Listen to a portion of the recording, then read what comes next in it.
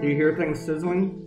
Amanda's cooking stuff. I'm not gonna tell you what she's cooking because I don't want you guys to get jealous. It is August 23rd, 2019, 7:32 p.m. This is episode 595. I think that's right. Is that right? I think that's right. She just says that. She doesn't know. Oh, today I'm taking on the economy, and this was a pretty simple one to draw for the most part. It's just all the lettering. I did all the lettering when I woke up about 4, but I jumped on a train about 5:45, so I got all the lettering done, and then I jumped on the train and came up here and finished the cartoon. And then I started working on CNN's cartoon. And I started to do this cartoon like 2 nights ago, then I pushed it aside to do my Trump Bikini Bottom cartoon. And I was wondering last night which cartoon I should do, which subject, because there's just so many of them. And then, of course, Trump gave me more today.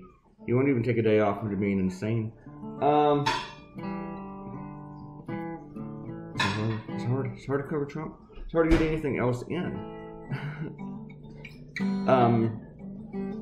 What did you giggle for? Because of that, was there a double entendre like that? I'm dating a Beavis. Alright,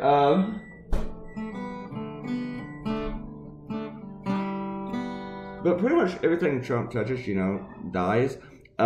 He ruins. And this is a guy who inherited a great economy, and a lot of people think he's great at the economy because the economy has been doing well for 2 years. But Trump inherited a great economy. To say that he did not is just false. It's just a lie. The one thing that Trump is really good at is inheriting. He's not even good at keeping it, though. He usually spoils that.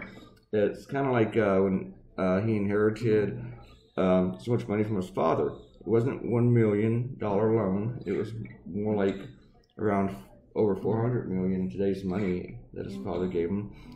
It's like the time his father spent like $3 million on casino chips when a bond was due in this Atlantic City casino. So his dad sent an aide down there to buy $3 million in chips and not place a bet. And Trump had to pay a penalty for that, but it was to avoid or to help him pay this bond that he had in AC. So, and where's that casino today? He didn't sell it. he drove a business into the ground that people give money to. So, we got 3 minutes. We should do some shout-outs. Amanda said you ought to make a bunch of t-shirts with just the orange Kool-Aid man. Smart people would get it. I talked to her about that today, and I think that's actually a really good idea, but there might be some copyright issues with it. It's like there's a fair use thing with using them for commentary and satire, but whenever you start like making a product with it, commercializing, I think there might be a problem. But I do like the concept. I'm gonna look into it. And she's going to stick a fork. We should probably let this one go.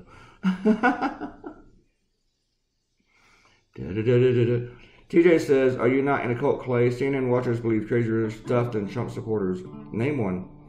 The cult. Who are you worshiping, TJ, if we're in a cult?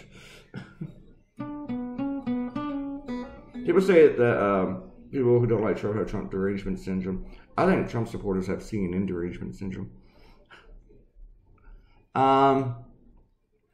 Errol says, I don't think Trump intentionally goes out and plans to get his name in the news. He just notices when people aren't talking about him. Yeah, this weekend should be good at G7. They totally decided to get away from any joint statement, because Trump would just ruin it.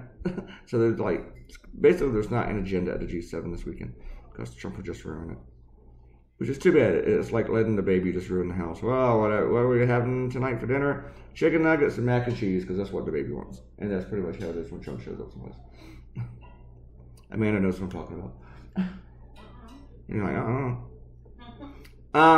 Errol said she left her comment on episode 595 because she'd forgotten she'd written a more specific comment. Also, she'd been through hell lately. Be nice to me.